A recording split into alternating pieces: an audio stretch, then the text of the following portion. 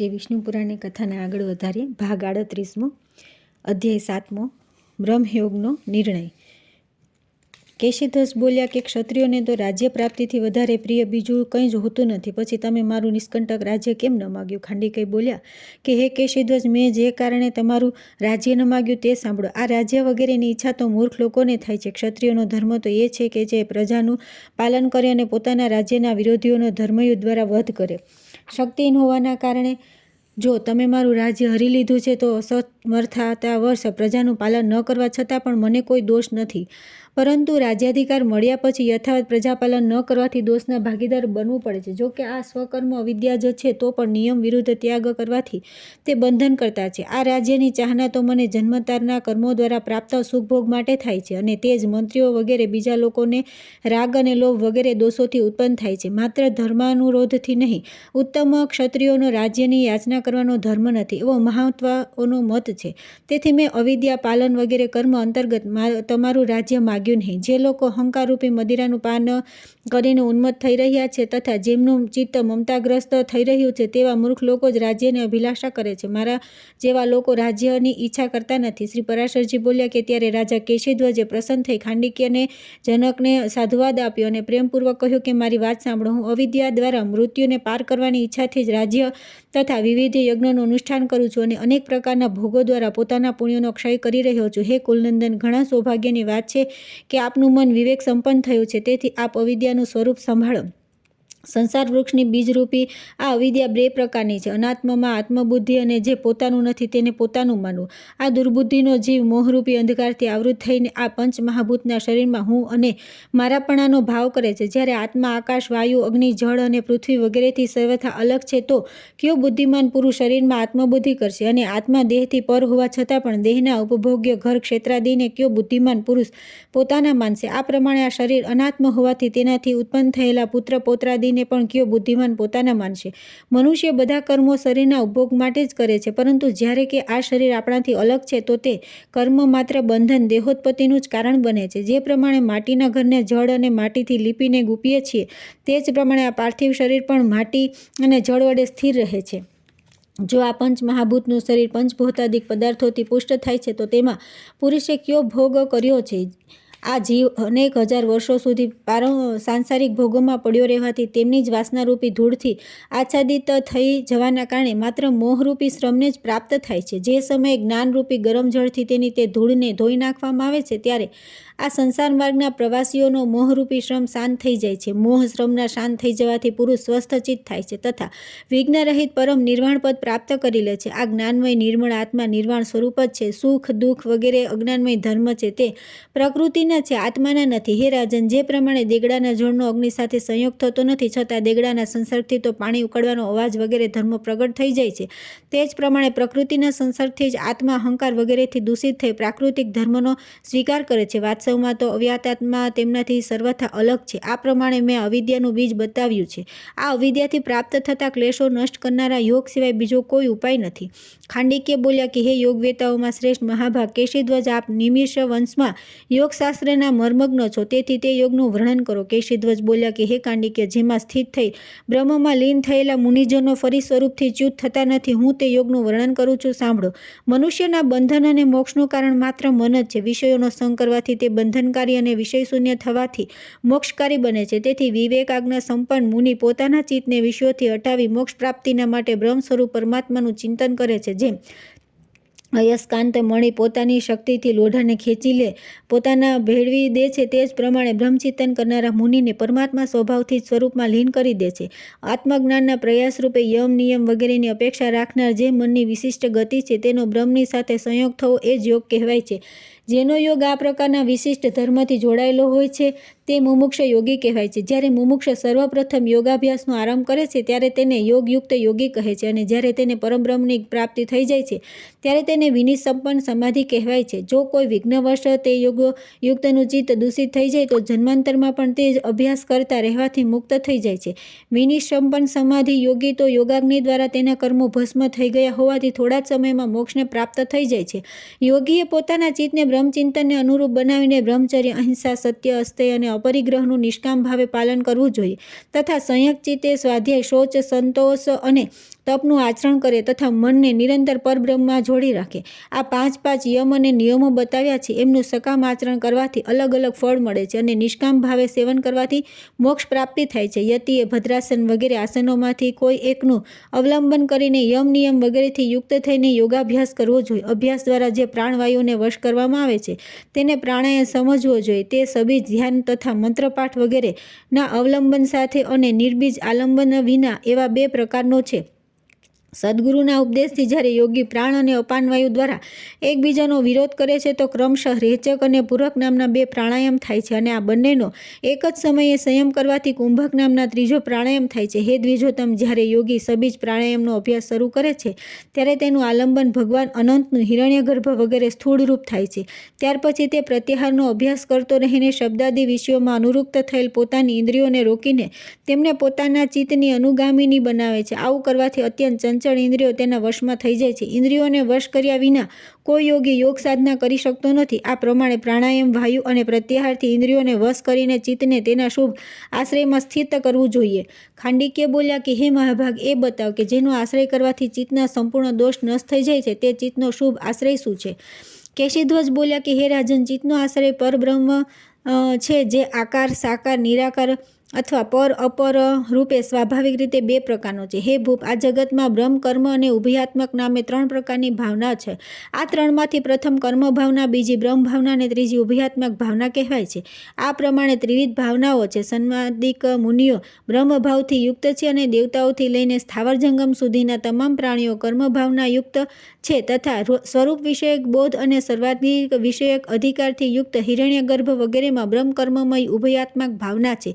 હે રાજન, જ્યાં સુધી વિશેષ જ્ઞાનના હેતુ કર્મક્ષીણ થતા નથી ત્યાં સુધી અહંકારાદિ ભેદના કારણે ભિન્ન દ્રષ્ટિ રાખનાર મનુષ્યોને બ્રહ્મ અને જગતની ભિન્નતા પ્રતીત થાય છે, જેમાં સંપૂર્ણ ભેદ નિવૃત્ત થઈ જાય છે.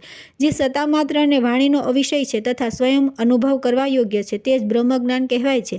તે જ પરમાત્મા વિષ્ણુનું અરૂપ નામનું પરમ રૂપ છે જે તેમના વિશ્વરૂપથી વિલક્ષણ છે. હે રાજન, યોગાભ્યાસી સાધક શરૂઆતમાં તે રૂપનું ચિંતન કરી શકતા નથી, તેથી તેમણે વિસ્મય શ્રીહરિના સ્થૂળ રૂપનું ચિંતન કરવું જોઈએ. હિરણ્યગર્ભ ભગવાન વાસુદેવ, પ્રજાપતિ, મરુત, વસુ, રુદ્ર, સૂર્ય, તારા, ગ્રહો, ગંધર્વ, યક્ષ અને દૈત્ય વગેરે સમસ્ત દેવીઓનીઓ તથા મનુષ્ય, પશુ, પર્વત, સમુદ્ર, નદી, વૃક્ષ, સંપૂર્ણ ભૂત તથા પ્રધાનથી લઈને વિશેષ પંચતન્માંત્રા સુધી તેમના કારણ તથા ચેતન, અચેતન, 1, 2 અથવા અનેક ચરણોવાળા પ્રાણી તથા ચરણ વિનાના જીવ, આ બધા ભગવાન હરિના ભાવનાત્રયાત્મક સાકાર રૂપ છે.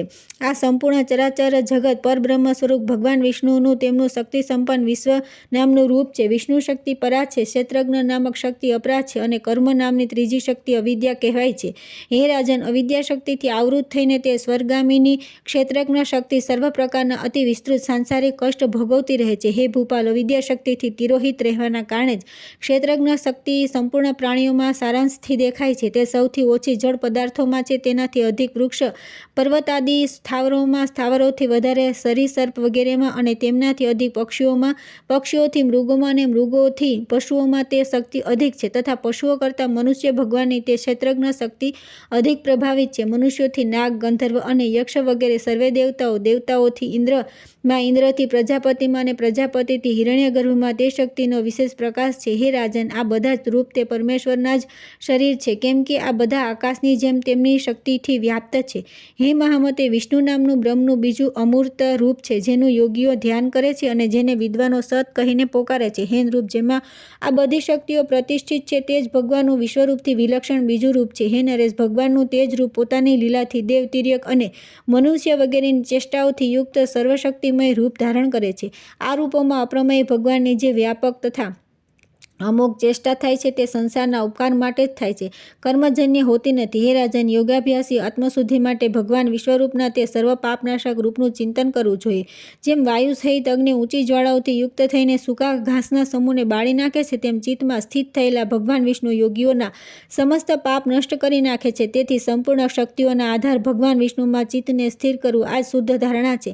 હે રાજન, ત્રણેય ભાવનાઓથી અતીત ભગવાન વિષ્ણુ જ યોગીજનોની મુક્તિ માટે તેમના ચંચળ તથા કોઈ અનોખા વિષયમાં સ્થિર રહેનારા ચિત્તના શુભ આશ્રય છે. હે પુરુષસિંહ, આ સિવાય મનના આશ્રયે રહેનારી જે અન્ય દેવતાઓ વગેરેની કર્મયોનિઓ છે તે બધી અશુદ્ધ છે. ભગવાનનું આ સાકારરૂપ ચિત્તને બીજા આલંબનોથી નિષ્પૃહ કરી દે છે.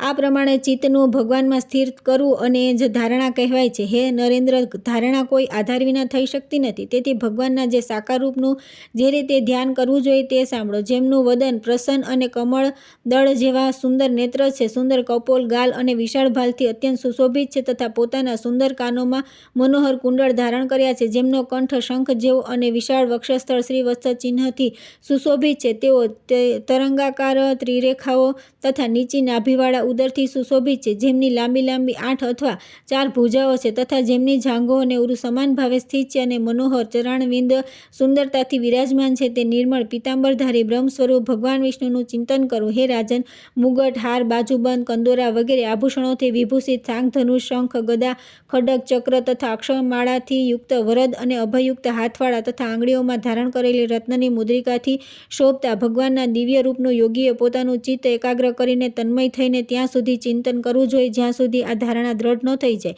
જ્યારે ચાલતા ફરતા, ઉઠતા બેસતા અથવા સ્વેચ્છાનુકૂળ કોઈ અન્ય કર્મ કરતા રહીને પણ ધ્યેય સ્વરૂપ આપણાથી ચિત્તથી દૂર ન થાય તો ધારણા સિદ્ધ થયેલી માનવી જોઈએ.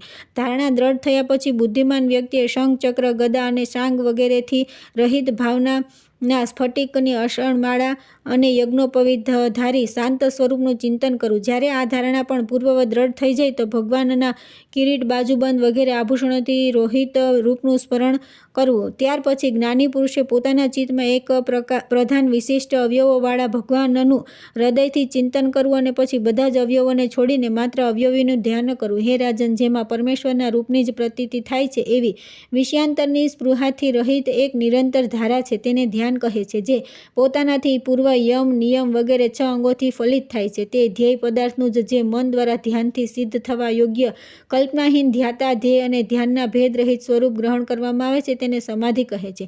હે રાજન, સમાધિથી થનાર ભગવત સાક્ષાત્કાર રૂપ વિજ્ઞાન જ પ્રાપ્તવ્ય પરબ્રહ્મ સુધી પહોંચાડનારું છે તથા સંપૂર્ણ ભાવનાઓથી રહિત એકમાત્ર આત્મા જ ત્યાં સુધી પહોંચાડનાર છે. મોક્ષ પ્રાપ્તિમાં ક્ષેત્રજ્ઞ કર્તા છે અને જ્ઞાન કારણ છે. જ્ઞાનરૂપી કારણ દ્વારા ક્ષેત્રજ્ઞના મોક્ષરૂપી કાર્યને સિદ્ધ કરીને તે વિજ્ઞાન કૃતકૃત્ય થઈ નિવૃત્ત થઈ જાય છે. તે સમયે આ ભગવત ભાવથી છલકાઈને પરમાત્મા સાથે અભિન્ન થઈ જાય છે. આનું ભેદ જ્ઞાન તે અજ્ઞાનજન્ય જ છે. ભેદ ઊભો કરનાર અજ્ઞાન સર્વથા નષ્ટ થઈ જતા બ્રહ્મ અને આત્મામાં અસત અવિદ્યમાન ભેદ કોણ કરી શકે છે?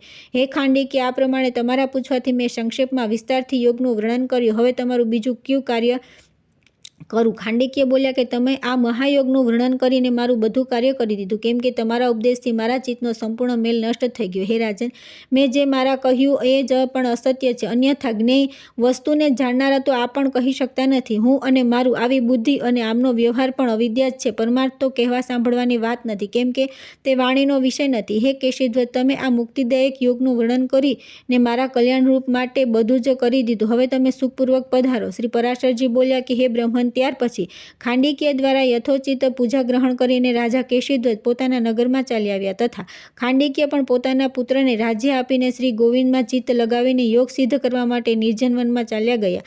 ત્યાં યમ, નિયમ વગેરે ગુણોથી યુક્ત થઈને એકાગ્રચિત્તે ધ્યાન કરીને રાજા ખાંડિકીય વિષ્ણુ નામના નિર્મળ બ્રહ્મમાં લીન થઈ ગયા.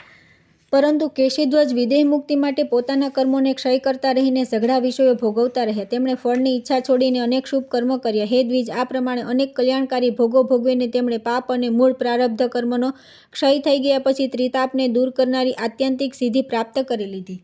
ત્યાર પછી આવે છે 8મો અધ્યાય, શિષ્ય પરંપરા, મહાત્મા અને ઉપસંહાર. શ્રી પરાશરજી બોલ્યા કે હે મૈત્રેય, આ પ્રમાણે મેં તમને ત્રીજા આત્યંતિક પ્રલયનું વર્ણન કહી સંભળાવ્યું, જે સનાતન બ્રહ્મમાં લયરૂપ મોક્ષ છે. મેં તમને સંસારની ઉત્પત્તિ, પ્રલય, વંશ, મન્વંતર તથા વંશોના ચરિત્રોનું વર્ણન કર્યું. હે મૈત્રેય, મેં તમને સાંભળવાના ઉત્સુક જોઈને આ સર્વશાસ્ત્રોમાં શ્રેષ્ઠ, સર્વ પાપ વિનાશક અને પુરુષાર્થનું પ્રતિપાદક વૈષ્ણવ પુરાણ સંભળાવી દીધું. હવે તમારે બીજું કંઈ પૂછવું હોય તો પૂછો, હું તમને તેનું વર્ણન કહી સંભળાવીશ. શ્રી મૈત્રેયજી બોલ્યા કે ભગવાન, મેં આપને જે કંઈ પૂછ્યું તે બધું આપ કહી ચૂક્યા અને મેં પણ તેને શ્રદ્ધાભક્તિપૂર્વક સાંભળ્યું. હવે મારે બીજું કંઈ પૂછવાનું નથી. હે મુનિ, આપની કૃપાથી મારા બધા સંદેહ નિવૃત્ત થઈ ગયા અને મારું ચિત્ત નિર્મળ થઈ ગયું તથા મને સંસારની ઉત્પત્તિ, સ્થિતિ અને પ્રલયનું જ્ઞાન થઈ ગયું. હે ગુરુ, હું 4 પ્રકારની રાશિ અને 3 પ્રકારની શક્તિઓ જાણી ગયો તથા મને ત્રિવિધ ભાવનાઓ પણ સંપૂર્ણ બોધ થઈ ગયો. હે દ્વિજ, આપની કૃપાથી હું જે જાણવા જોઈએ એ સારી રીતે જાણી ગયો. આ સંપૂર્ણ જગત શ્રી વિષ્ણુ ભગવાનથી ભિન્ન નથી, તેથી હવે મને બીજી વાતો જાણવાથી કોઈ લાભ નથી. હે મહામુને, આપની કૃપાથી હું ખરેખર કૃતાર્થ થઈ ગયો, કેમ કે મેં વર્ણ, ધર્મ વગેરે સંપૂર્ણ ધર્મ અને પ્રવૃત્તિ તથા નિવૃત્તિરૂપી સઘળા કર્મ જાણી લીધા. હે વિપ્રવર, આપ પ્રસન્ન રહો. હવે મારે બીજું કાંઈ પણ પૂછવું નથી. હે ગુરુ, મેં આપને જે આ સંપૂર્ણ પુરાણ કથનનું કષ્ટ આપ્યું તે માટે મને ક્ષમા કરો. સાધુજનોની દ્રષ્ટિમાં પુત્ર અને શિષ્યમાં કોઈ ભેદ હોતો નથી. શ્રી પરાશરજી બોલ્યા કે હે મુનિ, મેં તમને આ વેદ સંમત પુરાણ સંભળાવ્યું છે. તેના શ્રવણ માત્રથી સંપૂર્ણ દોષોથી ઉત્પન્ન થયેલ પાપ સમૂહ નષ્ટ થઈ જાય છે. આમાં મેં તમને સૃષ્ટિની ઉત્પત્તિ, પ્રલય, વંશ, મન્વંતર અને વંશોના ચરિત્ર આ સર્વનું વર્ણન કર્યું છે. આ ગ્રંથમાં દેવતા, દૈત્ય, ગંધર્વ, નાગ, રાક્ષસ, યક્ષ, વિદ્યાધર, સિદ્ધ અને અપ્સરાઓનું પણ વર્ણન કરવામાં આવ્યું છે.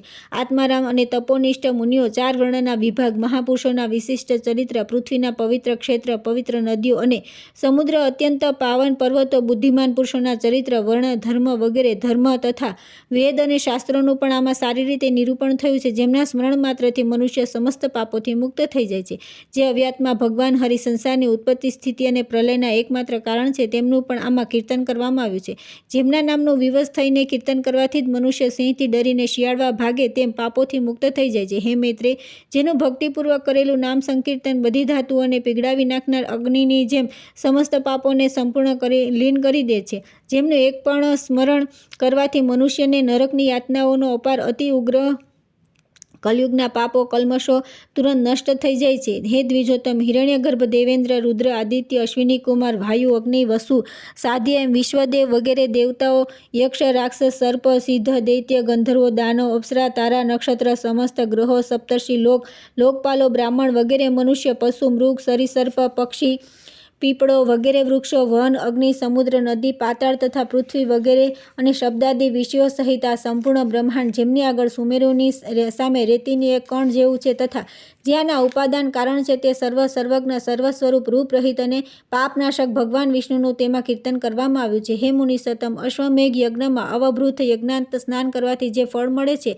તે જ ફળ મનુષ્યને આને સાંભળીને પ્રાપ્ત કરી લે છે. પ્રયાગ, પુષ્કર, કુરુક્ષેત્ર તથા સમુદ્ર તટ પર રહીને ઉપવાસ કરવાથી જે ફળ મળે છે તે આ પુરાણને સાંભળવાથી પ્રાપ્ત થાય છે. 1 વર્ષ સુધી નિયમાનુસાર અગ્નિહોત્ર કરવાથી મનુષ્યને જે મહાન પુણ્યફળ મળે છે તે જ આ પુરાણને એકવાર સાંભળવાથી મળી જાય છે. જેઠ મહિનાની બારસ દ્વાદશીના દિવસે મથુરાપુરીમાં યમુના સ્નાન કરીને કૃષ્ણચંદ્રના દર્શન કરવાથી જે ફળ મળે છે, હે વિપ્રશ્ય, તે ભગવાન કૃષ્ણમાં ચિત્ત લગાવીને આ પુરાણનો એક અધ્યાય પણ સાવધાનીથી સાંભળવાથી મળી જાય છે. હે મુનિ શ્રેષ્ઠ, જેઠ મહિનાના શુક્લ પક્ષની દ્વાદશીના રોજ મથુરાપુરીમાં ઉપવાસ કરી યમુના સ્નાન કરી એકાગ્રચિત્તે શ્રી અચ્યુતનું સારી રીતે પૂજન કરવાથી મનુષ્યને અશ્વમેઘ યજ્ઞનું ફળ મળે છે.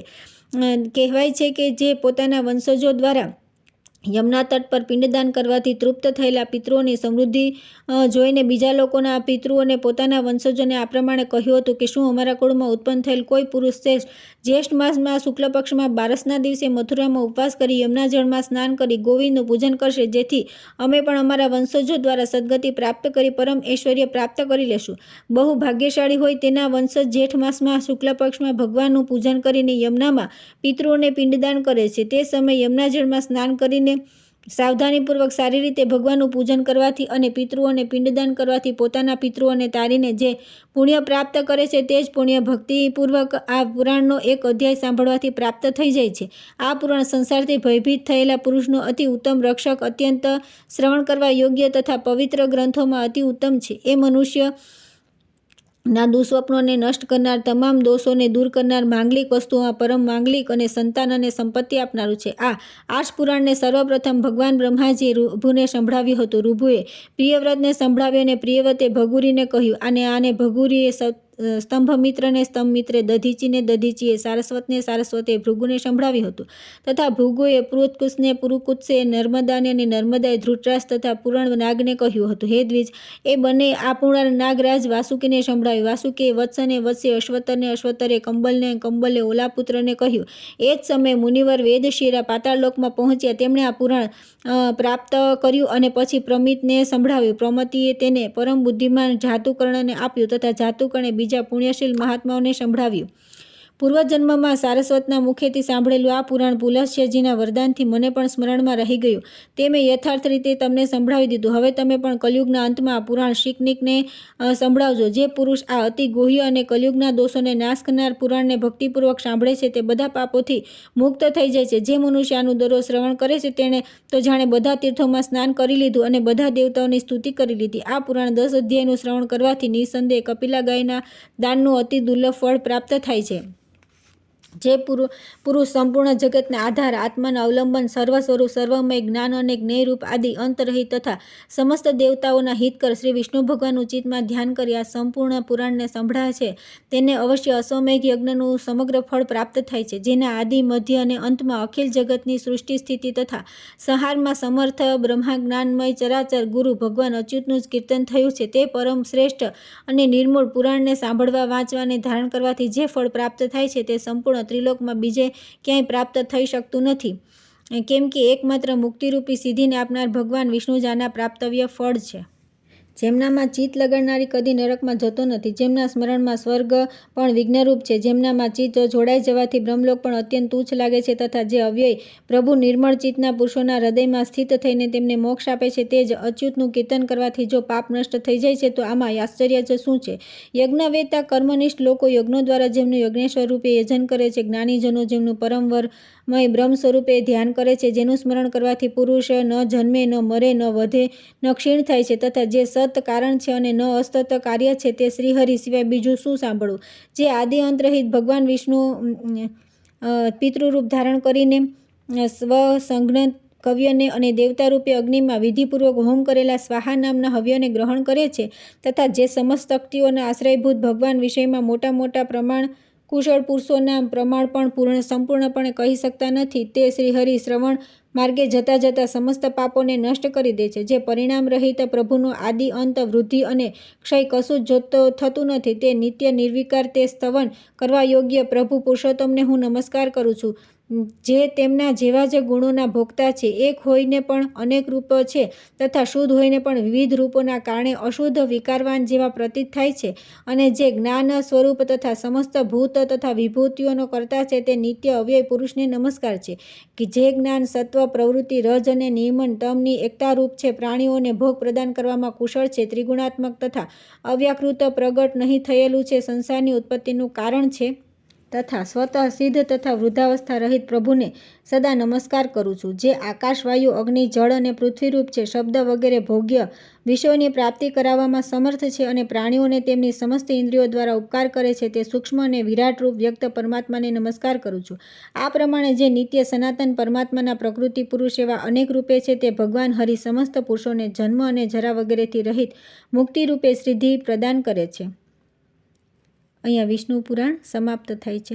જય શ્રી રાધે કૃષ્ણ.